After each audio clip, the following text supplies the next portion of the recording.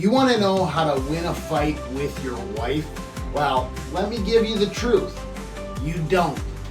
Not in the way that you're thinking, at least, because your wife is not your enemy. But that's exactly what Satan wants you to believe.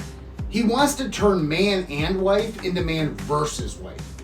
He wants you fighting against each other instead of fighting with each other against him.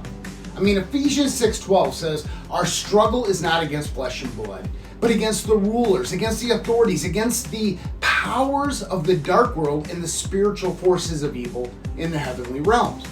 The translation for that is your fight is not with your wife. It's with the real enemy. And now here's the deal. Conflict in marriage is unavoidable. If you're in that newlywed phase, you think everything's great and it always will be.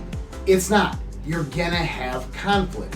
John Gottman was a marriage researcher back in the 90s, and he studied couples so deeply that he could watch them for just 10 minutes and he could predict with 93.6% accuracy if they'd end up divorced or they'd end up staying together.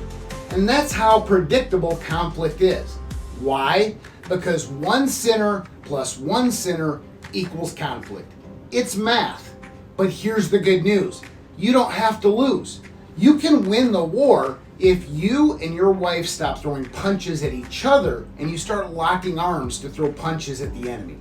Unity will change everything. Ecclesiastes 4:12 says, though one may be overpowered, two can defend themselves.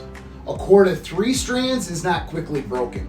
That's you, that's your wife, and Christ at the center. That's unbreakable. Men, here's your challenge. The next time that you're in conflict, stop mid-argument and remind yourself, she is not the enemy. Instead, have a talk. Pray with her. Align yourself around the Spirit of God. Stand shoulder to shoulder against the real enemy of your marriage. Because when you and your wife fight together instead of against each other, Satan will lose every single time. As always, until next time, live faith-fueled and battle-ready.